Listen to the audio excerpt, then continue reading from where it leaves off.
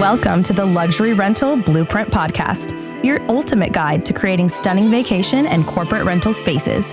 Join us as we unveil the secrets to boosting revenue and elevating guest experiences through high-quality design and luxurious amenities. Whether you're a seasoned property investor or just starting out, on this podcast, we aim to provide you with the tools and insights you need to build your own 5-star rental empire.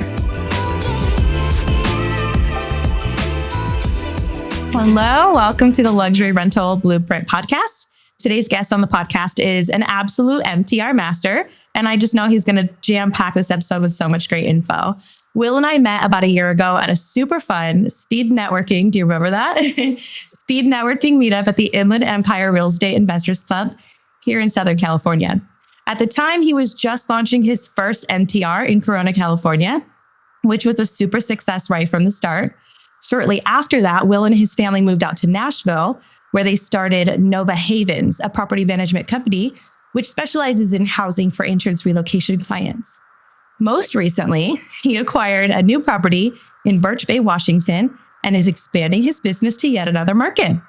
So with all of this experience from such super different markets, both owning and co-hosting, I've just found that I leave every conversation with today's guest motivated and inspired to make moves. So let's welcome none other than Will Dotson.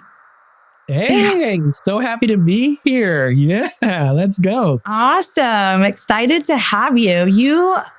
You really dove into MTR, the MTR industry head first. So why don't you share with us how you got into MTR? What made you realize that that was something that you wanted to do? You know what? I was kind of forced into it. We bought a place there in Southern California, and it was supposed to be our forever home. And we furnished it. And next thing you know, my wife decided that she wanted to live in Nashville. So we were like, okay, we're either going to sell this place, we're going to do something with it. It had an HOA restriction for a 30-day minimum. So we couldn't obviously short-term rent it due to those regulations. And then I started knocking on doors, trying to find answers, finding solutions. We were going to meetups, which is how we met. We were going, obviously bigger pockets, reading every book you can. I ran across 30-day stay. And then we went to, in Orlando, there was a conference with the real estate Robinsons. And I ran into Ziona. And Ziona, I was like, hey, I just loved your book, 30-day stay. I told her what was going on. And she directed me to Ruben Kanya, which is now a great friend of mine, who was at the time doing a lot of MTR insurance and just really just pioneering the strategy. And then him and I just kept on just knocking on his door, getting all that information. Then still just analysis paralysis, not really knowing what to do. I was in the right room talking with the right people, but just didn't really know how to make that connection. As far as launching my place, getting it ready to be rented out. Mind you, it was a forever home. A rental is big difference. Then I went to a meetup in Inglewood, and that's where I ran into Rafa Loza. Shout out to Rafa. And I just told him, I said, hey, this is my situation. What do you think I should do? And between Rafa and Ruben, they both were like, do not sell your home. We had a lot of equity in it. So we had options. And what ended up happening was Rafa was like, hey, you need a mentor. You need someone that can literally spoon feed you in the beginning so that you can start figuring things out for yourself. And that's when I joined Jesse Vasquez's mentorship. Never looked back. He literally within a week just laid me out as far as how it should be furnished, how many toilet paper rolls to leave in the bathrooms, like all those minor details that having a mentor is just the easiest way to learn how to do it.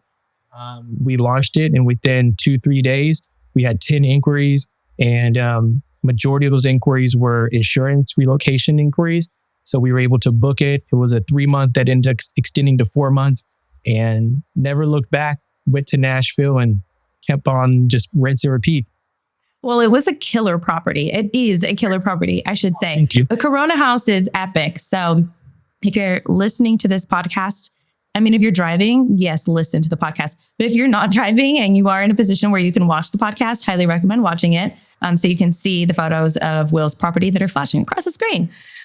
So highly recommend that. But it is a killer property. So it is no wonder why it was receiving so much interest in the beginning. And then you kind of fell into specifically working with insurance relocations, displaced families. Can you share with us how the temporary housing for insurance relocation guests segment of the MTR industry works for those that are not super familiar with it?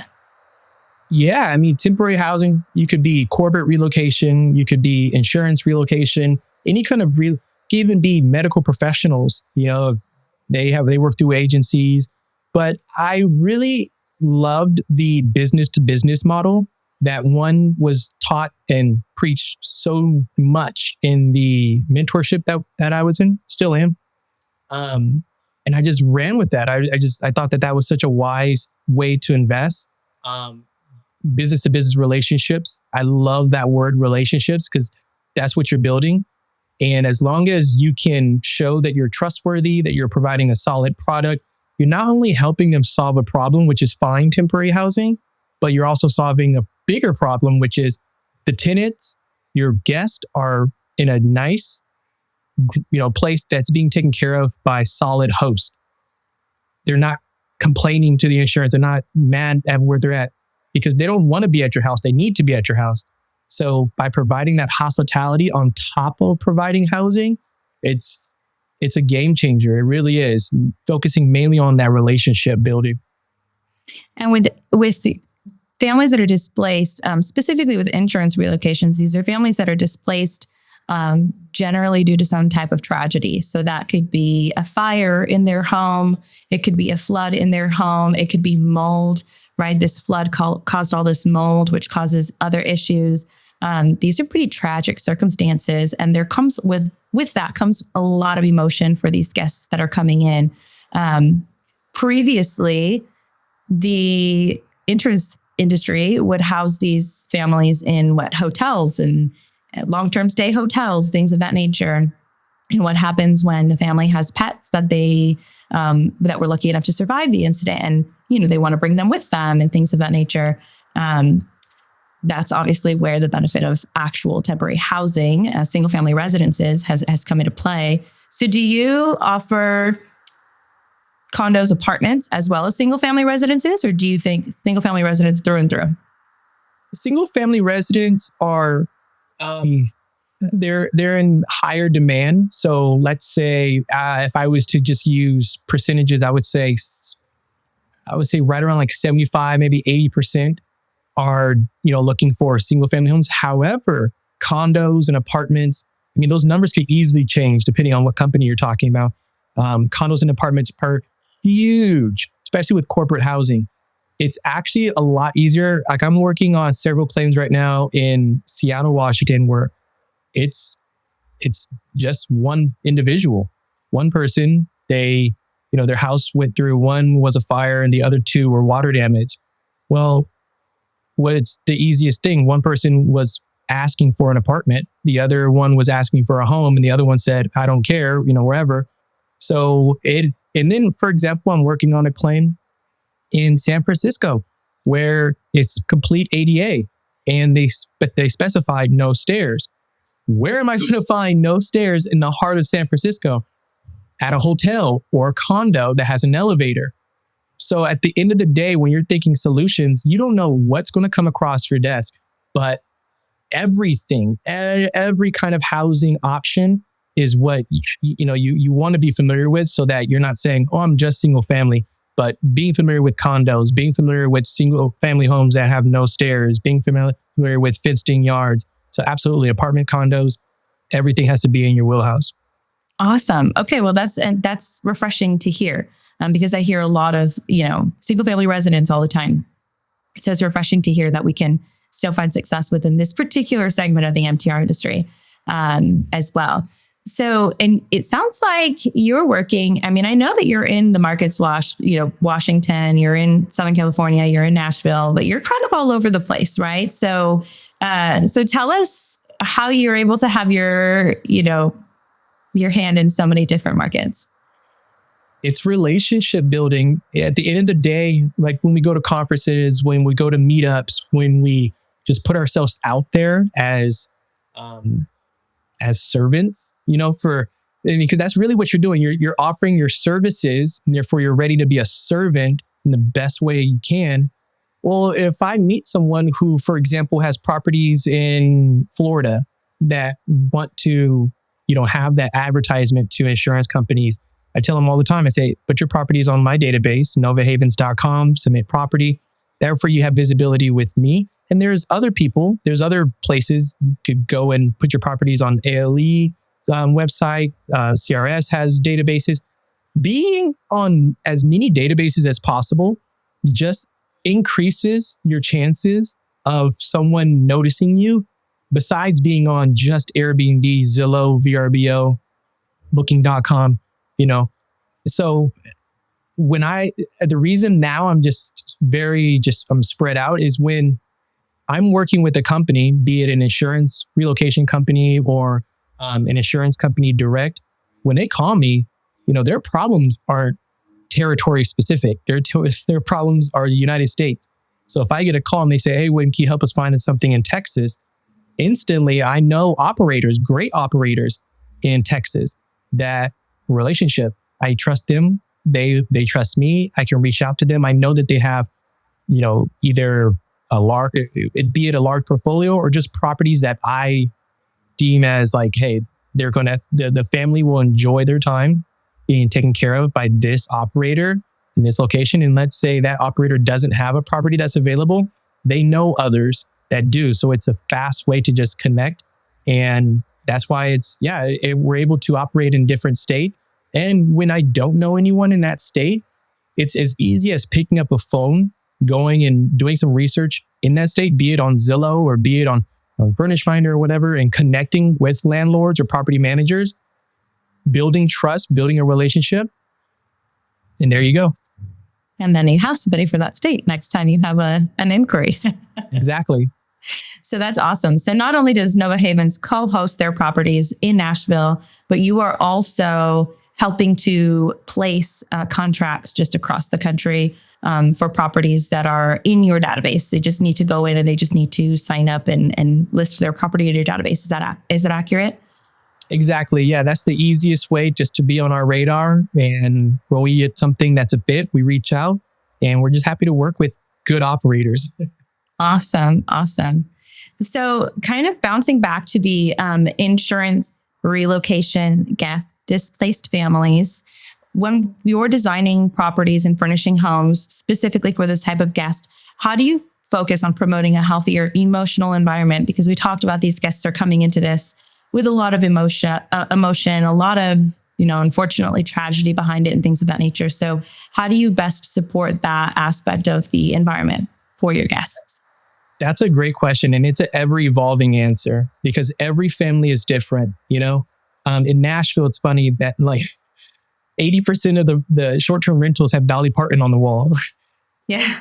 Families who lose their house in Nashville do not want to stay at a place with Dolly Parton on the wall or Bachelorette, wallpaper and whatnot. And it's because that's not what they have at their home. So you are tapping into more of a family, what is everyday life. They're not partying there for the entire time that they're at the house. They're living everyday life. So they want something that reminds them of that. And that's what we take into consideration. Even when I onboard a co-host property, and there's been properties that we've had to transition from short-term party on the weekend homes to actually family homes. So we had to, instead of having, different color sheets, we went all white because white's a very trusted color, very honest. Same thing with the towels, and you're really just turning it into, is this a place where a family is going to feel comfortable? If I know that they have children, for example, when I'm looking for options for them, if it's not in my own personal portfolio or within my database, I'm keeping all that in mind. If they have a 5-year-old and a 3-year-old, I'm looking at things in this house that they can easily break. I have a 3.5-year-old. I know you have kids too. right? It's like the things that come into mind is like, can my children break things quickly and easily in this house? Do they have a backyard? Is it fenced in? Huge if your backyard is fenced in. Why? Because I can work, at my laptop in the backyard. My dogs can run around. These are all things that from a family point of view, it's so important. So important. So yeah, between transitioning these short-term rentals into homes that are more homes instead of party towns, and then taking into consideration, this is a human business, right? So taking into consideration not what you think is amazing and you've heard, this is how you get better revenue. You're transforming your brain into how can I serve this family and what does this family really need? And you take the guesswork out of it when you actually get connected to the family and you could talk with them and see, and you hear them out. What are you looking for? How was your home like? Oh, you had this, you had that. And you try to just make that connection as easy and that transition as easy as possible. They've already gone through so much. It's our jobs to make it easier for them. I love that. And how important do you think it is? You mentioned having that fenced in yard for pets and things to run around. So how important do you think that it is in this particular industry to be pet friendly? Oh, it's crucial. Yeah, it's crucial. I think it's stats like 73% of homeowners have a pet. So you're talking big numbers right there. I mean, that's millions of homes that have pets. And out of those millions of homes, anything was to happen to them, I would say on average, I would say 80% of the claims that I personally receive and handle, they have pets. So what are the most common pets? I mean, of course, I would think dogs. Do you get cats a lot? Do you get odd pets like birds and snakes and lizards and things like that? Yeah, I actually do. I get the other day we had, this was in Tennessee, which especially in the farmlands of Tennessee, because it's not just the metros. We research and we go all out. So in farmland, we had 5 chickens, 2 cats, and a dog. And it was like the first thing that I thought of was just like, where do you put chickens? The solution for that was we found a home that had a fenced-in yard, decent amount of space, and I hired a handyman to build a chicken coop in the backyard. Voila. We were able to house the chickens. We were able to take care of the dog. And then for cats, there's been for cats, it's the only thing is really understanding the cat, because of course we've all heard cat damage. That's a very just common thing. And cats do, and so do dogs, and so do kids. So understanding, what the past experience is with that animal, and you're kind of interviewing the situation. You're every cat is not the same. So, understanding does the homeowner have allergies? Like, you're taking all these little factors into consideration before you're just saying, hey, there's a home here you go. Oh, by the way, it has a cat. You're making sure that it's as good of a fit for the family as it is for the homeowner. Like that's so important. And so we house actually a lot of cats, but based on that interview, based on that, that first conversation of what kind of cat has it, do you have bad experiences with it? And because you're being so open and honest and they understand that you're trying to just help them, provide them a solution, you do get a lot of honest responses. And some people will tell you like, hey, my cat is pretty crazy. So we'll, sometimes we have to actually board the cat in, somewhere else in the family. As long as the family's fine with it and we explain why, especially if we can't find temporary housing, that quickly for them and they're more tired of staying in a hotel and they're just like, yeah, go ahead, put the cat up for a couple of months. We're fine with that. We just want to get someplace comfortable.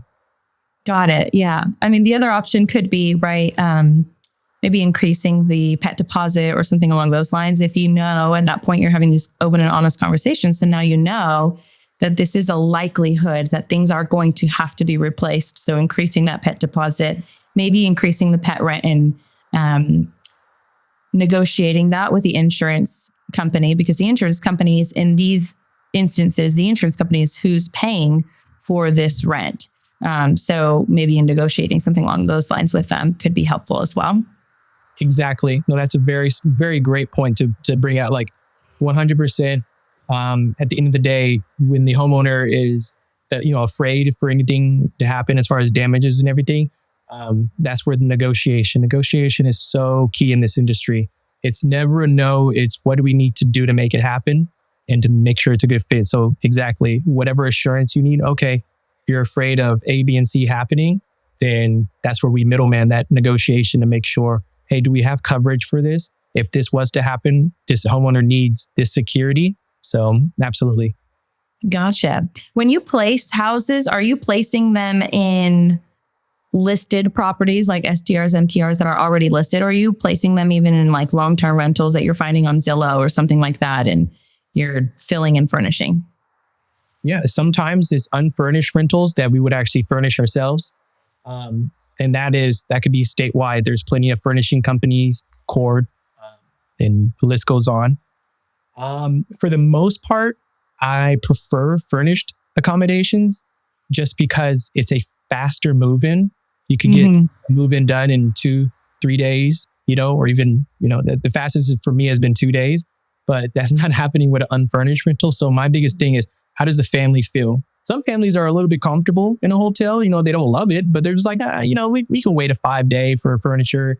But whenever I hear a bad situation and I talk with the family and I understand how fast they need to get out of the hotel, especially if they have a pet. There was one where, the dog needed to use the restroom and was having a hard time using the restroom at a hotel, going in and out. And I never thought about that, but it broke my heart a bit because I was like, oh man, got to know the dog's name. What's the dog's name? Scooby. Oh man, Scooby needs to go to the bathroom. I have 2 little dogs. So just being empathetic, you're like, wow.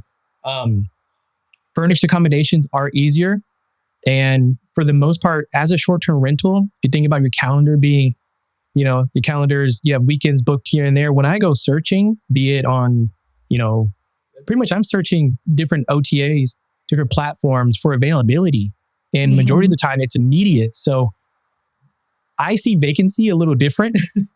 Back in the day it was like, I got to get somebody locked in 30 days before.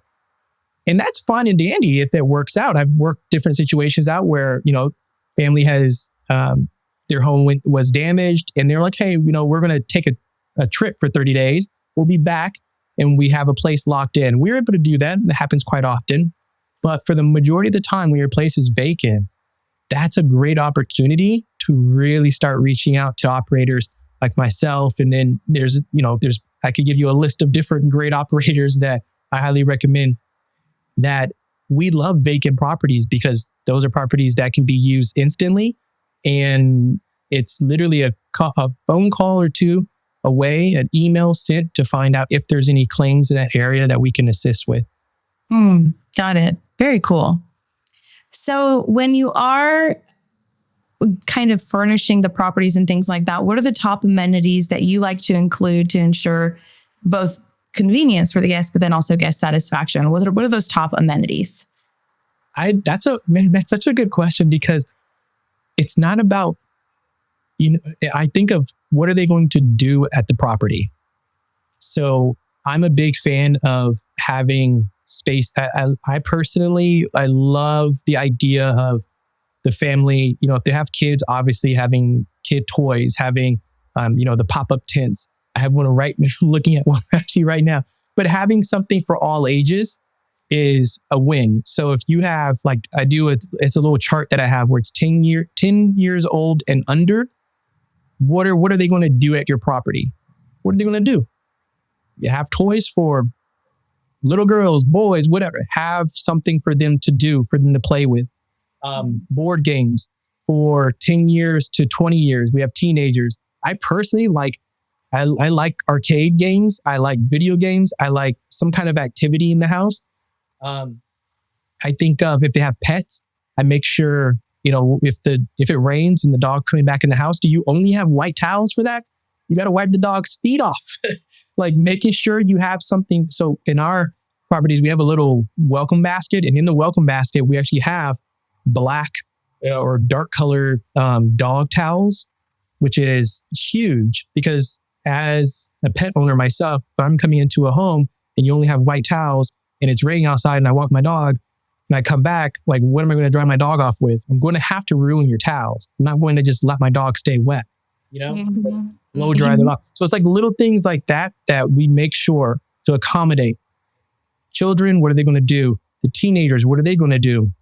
TVs, making sure you have great internet. So we like the gig because there's a lot of remote workers like ourselves, where if I'm working from home, my wife's working from home. I had someone the other day where their son is a streamer and they needed a great internet. Dad works from home and the son streams for a living. So interesting. That comes into, so it's always about like, what are they going to do there that is going to make that, not only that home a great place to be, but also something enjoyable. In Nashville, Music City, I have a guitar on the wall. I don't have a bunch of crazy decorations, but I always put a guitar on the wall. They can, it's Music City. So we have record players. We have, once again, games, activities, indoor activities and outdoor activities, fire pits, big one, barbecue grills, another big one.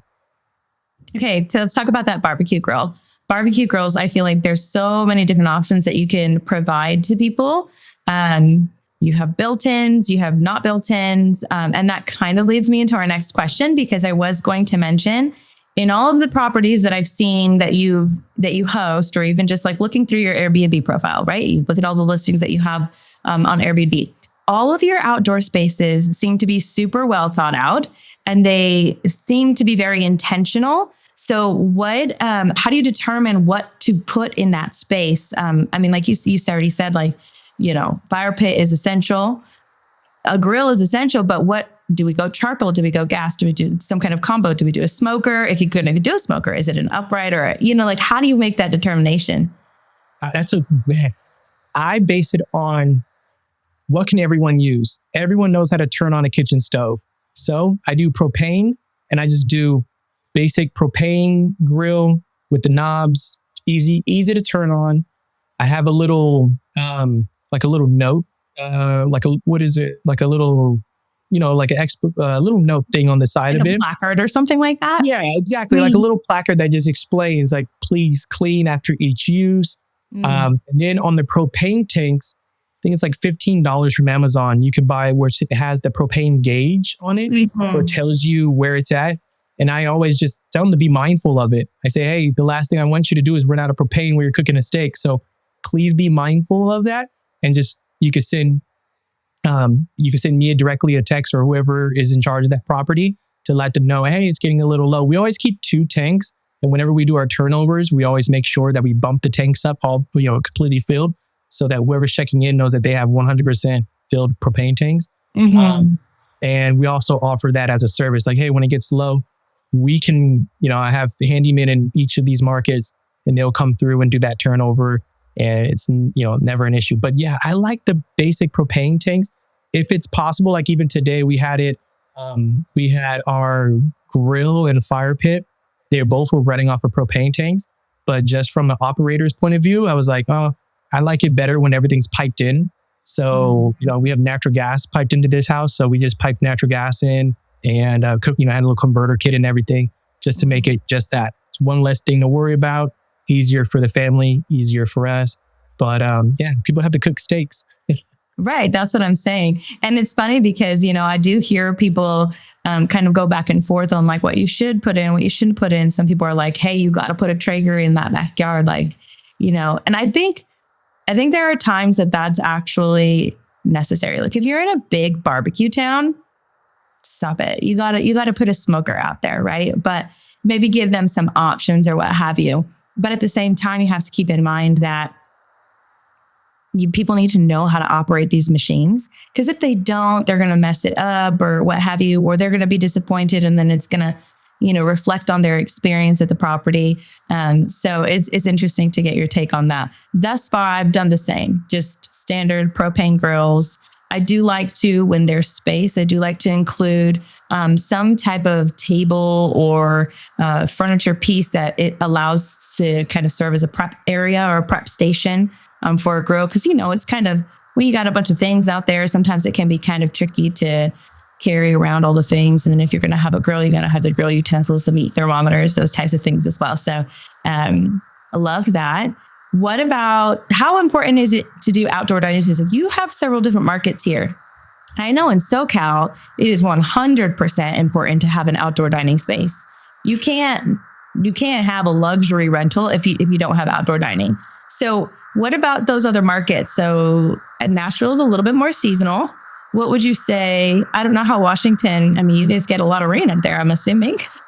Yeah. So Washington's interesting because it is big season. I mean, pretty much November to March, it's more on the grayer and the rain never stops kind of side. Mm-hmm. So that's the reason why for this property that we picked it because it's about a 3-minute walk to the water.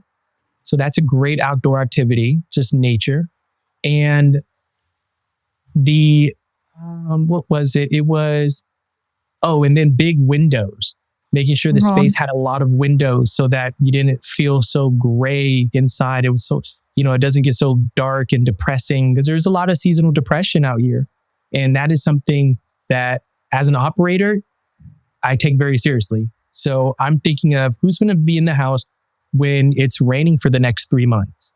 How are they going to feel? Or what kind of lights do I have in the home? Are they soft lights? Are they bright lights? What's going on in the home when they can't leave? They feel perhaps trapped in this space.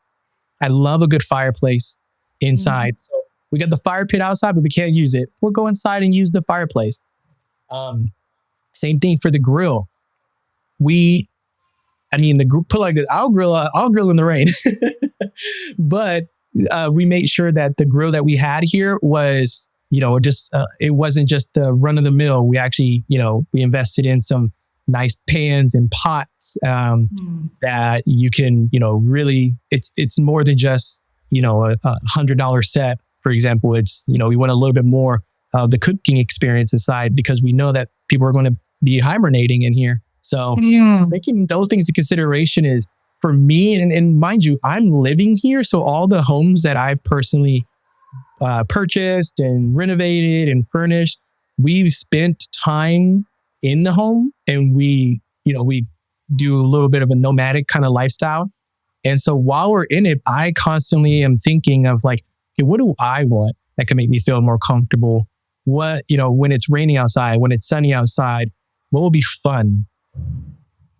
I love that. And I just thought about this, but you could even maybe include an indoor grill, or it could be as simple as just like furnishing it with like an easy up tent, like a pop-up tent that you could pop up outside. Some people will 100% grill out in the rain, like especially if it's like, hey, it's November, it's October, it's November. Sunday is game day and we want ribs or we want steak or we want burgers and, brats, all the things. And there are some hardcore fans out there that don't care. They're going to get what they want to get. So they're going to grill out the rain. That's a great point. It's actually funny because in Nashville, the properties that we chose to manage and also purchase, one of the biggest things was, do they have a covered patio? Mm-hmm. And that was like, I never thought of it. But my wife was the one who was really like, she was like, oh, we definitely need a covered patio. And I was just like, that's interesting. So yeah, same thing. All of our properties, we have, everyone except for one has a covered patio. And it's funny because you actually can, you see that reflected in the booking. It's the one that we push a little bit more than the others. We have a pop-up umbrella, but we're getting photos of that. So once again, highlighting the importance of photos, because when people don't see a covered patio, they go, okay, next I'm going to go to the one that does. So making sure you capture that in a photo was important. Hey, investors and property owners, listen up. I've got something you need to hear. If you've ever thought about maximizing your rental income, then you need to check out Nova Havens. They're partnering with insurance and relocation companies to provide premium furnished homes for displaced families, traveling medical professionals, and corporate clients. This means consistent, high-quality tenants for you and seriously competitive rate. If you've got a property that could be a perfect fit, head over to novahavens.com and click the Submit Property tab to join their growing database. And if you're looking to grow your real estate portfolio or need some guidance to really scale your business, Will Dotson, co-founder of Nova Havens, is offering one-on-one coaching to help you navigate the journey. Will's been there, done that, and now wants to help others succeed. Follow him on Instagram @WillInvested for more tips, insights, and success stories. Nova Havens. Let's grow, profit, and provide new beginnings together. Visit novahavens.com today. Okay, because that leads me literally into the next question is another thing that I really noticed when I'm looking through your listings is you've got some really top-notch photography. The way that you capture the angles, you're highlighting specific amenities in your photography, the lighting and things like that is well done in the editing and things of that nature. But yet it still shows the true space. It's not warping the space. It's not like you have the big wide lens on where it makes the room distortion, it's not proportionate or what have you. So you definitely have top-notch photography. How important is it for you to stage your photos and just think through those angles and things like that? I think of, can I tell a story through the photos? So I like to list the photos the way you see it when you're walking through the house. And I think of when I walk through the door, I'm looking right, then I'm going to look left, then I'm going to look at the kitchen. Let's get I love photos of the drawers pulled out because at the end of the day, as operators, like we know what people are asking about. And so you take that in consideration. I had someone who asked, they're like, what kind of mugs do you have? And I was like, that's interesting. So what do? From now on, I take pictures of the mugs, of the glasses that we have, of the silverware, lay it out. Do you have, what is it? The little lemon squeezer for margaritas? Yeah. Like putting those, like showing people that. Now they're thinking of, oh, hey, they have that. I can make margaritas. Oh, wow, they have a potato peeler. I can cook this now for my family. Like taking pictures of what's in the drawers is paramount. But so I think of it from that point of view of like, hey, if I'm walking into this home, I want transparency. Transparency to me equals honesty. And I'm comfortable now. I know that if I walk into this room, what to expect. I don't want there to be any surprises. I'm not trying to hide anything. I want you to see that in every bathroom, we have the body wash, shampoo, and conditioner bottles. I'm even going to do a close-up shot so you can see how full they are. Because that's the expectation. I want you to walk in there and say, hey, this is the standard. And like, what's better than to see something in a photo and walk into a house and actually see that in real life? And those photos are not only for the guests that are checking in, it's also for my cleaners. So I am real big on really transparent, clear photos so that when I send my cleaner the photo of the bottles, she's not thinking, oh, I'm just going to make sure the bottles are clean. I'm highlighting the fact that you can see the fill level and saying like, hey, it's in the description of what we're looking for, the checkoff list, but at the same time, I want to let you know that I'm paying attention to those small little details. Yeah, I love that. I'm a huge fan of also photographing the inside of the cabinet drawers. All of the things in the kitchen, I will attach it to like the additional photos at the end of a listing on Airbnb, let's just say.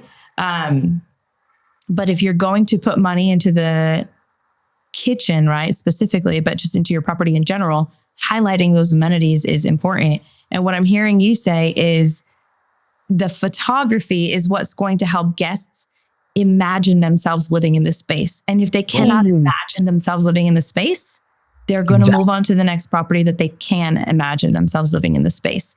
You mentioned you just did photography for your Washington house, correct?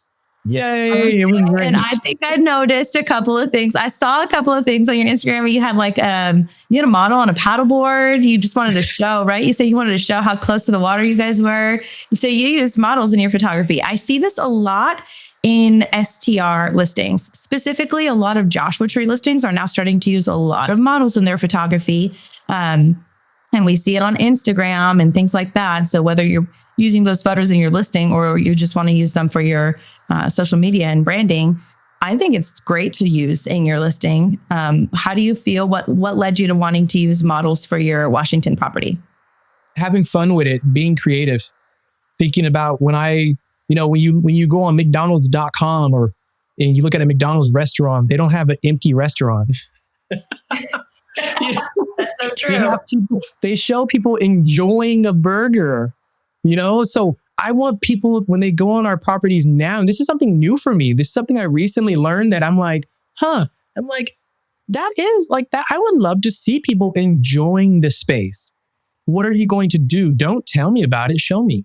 People buy with their eyes these days. So investing in good photography, like at the end of the day, the budget for photography is something that you should not cheap out on. I'm a big believer in paying for quality. I know we were talking about this and I know you feel the same way. So I really appreciate that. And you were actually the one who turned me on to a lot of little details too, like the under the sink photo. I remember that. I remember seeing that and just being like, goals. Like, I love how organized it is. I love the shot. And I love, you're pretty much showing off, like, look at what's under my sink. Like, if you think, and like, that is the level of care that, love and appreciation and detail. Like, you're being so vulnerable to them and you're showing them like, hey, this is what we got going on over here. You're going to feel comfortable. But the models thing, it's like, when people think of Birch Bay, for example, they don't know what's going on. They don't know what they're doing. So we went and took we took shots of the local restaurants that are walkable, the local bars, our favorite places. And so in the photos, I put how the distance that this restaurant, I put like 0.3 miles away, walking distance, this many, 10-minute walk. And putting that is, now I'm telling you the story. Now I'm showing you like, hey, if you're here, like, here's a shot of someone doing a stand-up paddleboard to the sunset. Oh, by the way, this is a 3-minute walk. And if you needed a truck or something, you can actually carry the paddleboard. Oh, matter of fact, we have paddleboards here at the house. This is where they're located. So they're already planning out their first day. They're getting excited. They're like, oh my gosh, this place is 0.5 miles away. Like, I can walk there with my family. Oh, what? And then even put highlight the menu, like happy hours this day. So now, like, I'm helping you, I'm giving you the guidebook with the photos, because at the end, like, let them just explaining the cool stuff about the home and what's going on through pictures. That is the sell. Yeah, I love that. And to be clear, Will mentioned this earlier to me. I'm not sure if we actually said this yet on the recording, but the Birch Bay property is a hybrid. It's what we would call a seasonal hybrid property. So during slow season, the intention is to run this as a medium-term rental. But then during peak season, just to maximize on revenue, you were going to be pushing more of the short-term rentals and things of that nature. So I think it's super important for a property like this to have not only models in the photos, but like you said, there's information in the photos, and you're using the photography to tell a story between having people visualize themselves in the space, but then also visualizing themselves in the community for those that are just visiting, as opposed to living there and staying there. You're highlighting all the cool local places right there in your photography. I mean, the photography is probably one of the best places that you can allocate your budget outside of the practical amenities. I mean, number one, we have to really dictate practical amenities and allocate the budget accordingly there, because they're just things that you have to have in order to be competitive.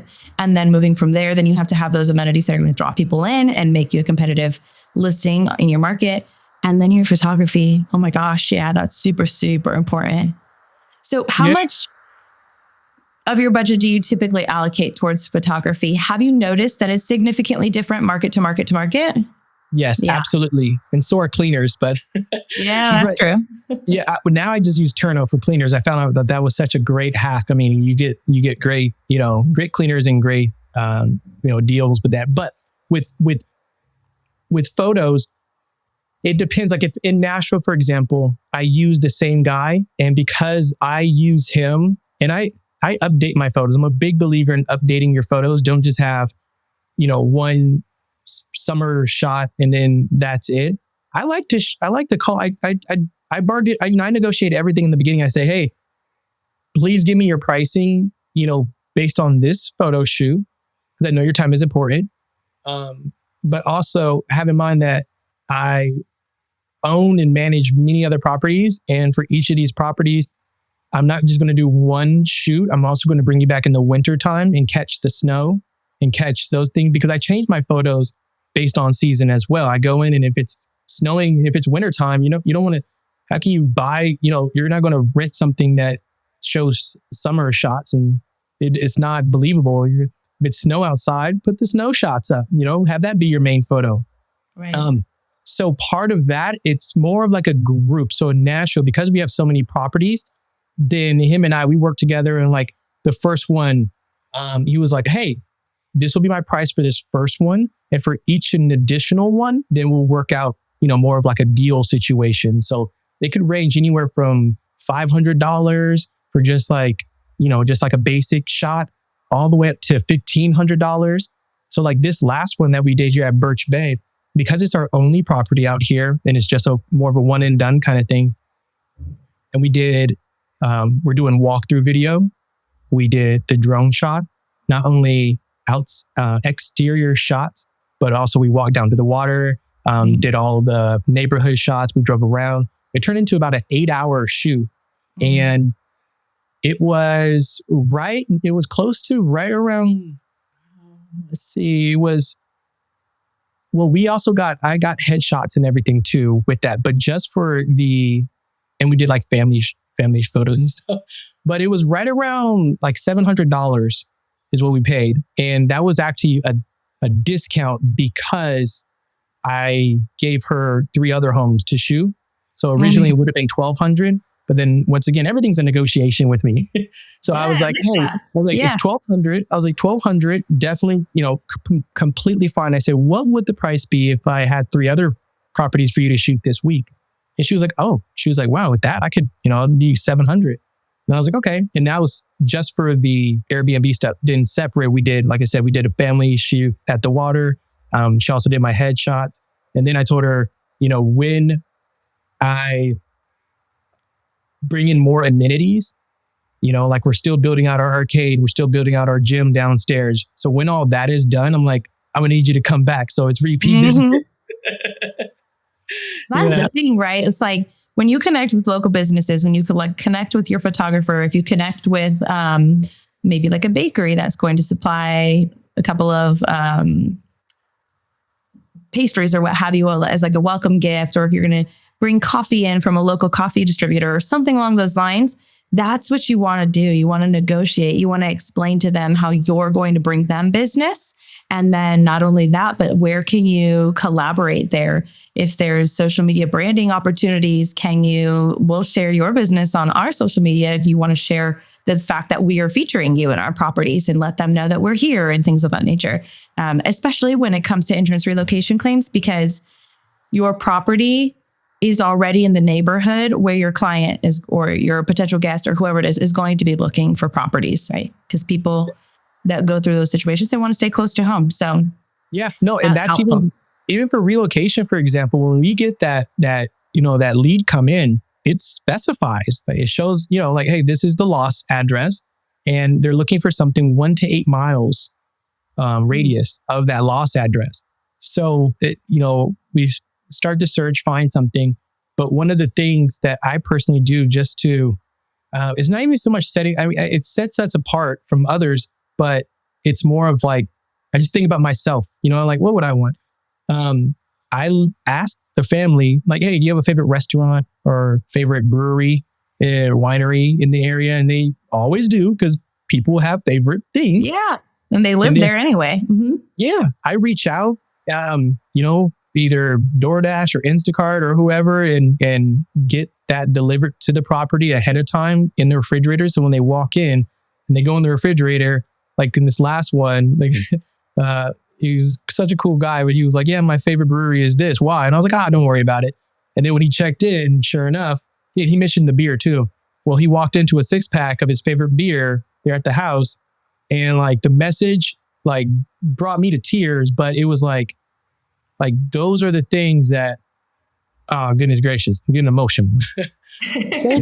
Because no, it's just real life, but like I said, taking it a step further for that, like, oh my goodness, it becomes like, do you not think he's not going to have a first great night of sleep? And it just sets the stage. So I love how like the picture that you've painted, not only with design, with photos, capturing not only the attention to detail with design, but capturing, the future moments that they can make there, explaining them through photos, how it's going to be, how it's going to feel. But then as operators, it's our duty to really be honest and close on everything that we're promising. We're not over promising. We're just translating exactly how it feels to be there. And then it's our job to make that stay as great as we're telling them it is. I love that. So this podcast is supposed to be about design and amenities in short-term rentals and mid-term rentals. But at the end of the day, the best way to create a luxurious experience for your guests is going to be not stopping at just the design and amenity. You have to follow through with that hospitality.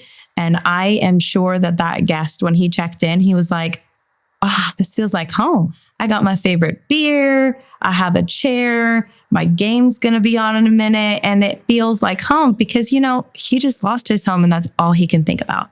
So the fact that he could come in and he feels so comfortable staying in this new home away from home, that is hospitality at its finest. And I think that that's one of the things that you do so well. And you emote it, right? Like you really do. You talk about it a lot, but also just like it just is you and your personality. Like you are a servant at the end of the day. Like you really do. And I think that the reason that because you do that, you attract people that do the same thing. And that's why you've been able to build this network that's so vast and is literally all over the country. And you're helping so many families find these spaces. So now I'm going to get emotional. What is emotional industry? You're helping people in these times that they need the most help. So anyway, all of that to say, I'm super, super excited and grateful that you came on today to share with us. And so that all of the people that can listen and will listen are going to learn from you and just learn how to create top-notch experiences. Oh, thank you. Thank you so much for the opportunity. Yes, absolutely. Why don't you also just share with us where people can find you if they have a property that they're interested in uploading to your database? Where are they going to do that? And if they want to just reach out to you for any additional information or questions, where can they do that?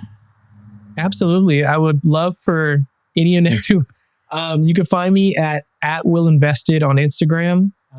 And if you want to book a one-on-one call with me, you could definitely tap into the Calendly. It's the easiest and best way to just have that one-on-one. I don't have a course or anything like that. I think the one-on-one is just a more intimate way of understanding where you're at and where you need to be and how I can best, assist you in that journey.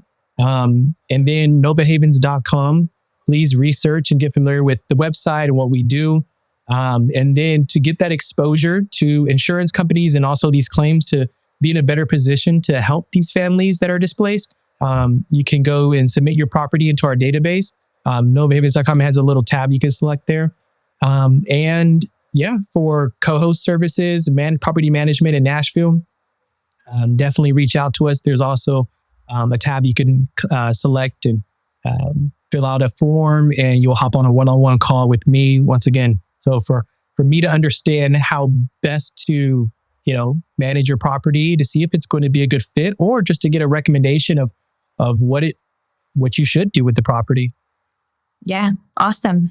And also I think you've all heard how well connected Will has ensured that he is, right? That's the whole point of this business, is making these connections and networking and things like that. And he does make a point out of that as well. So, I've had instances where I'm like, I'm stuck on this when hosting a property. And I'm like, Will, who do I need to talk to? And Will knows the people to talk to. So we'll put all of his contact info down. Well, not all of his contact info. Can you imagine getting phone calls left and right? We will put social media links and his website link in the show notes. And you are free to reach out to him. He's always been really great at following up and getting back to people. So thank you, Dan. Thank you so much. Until next time.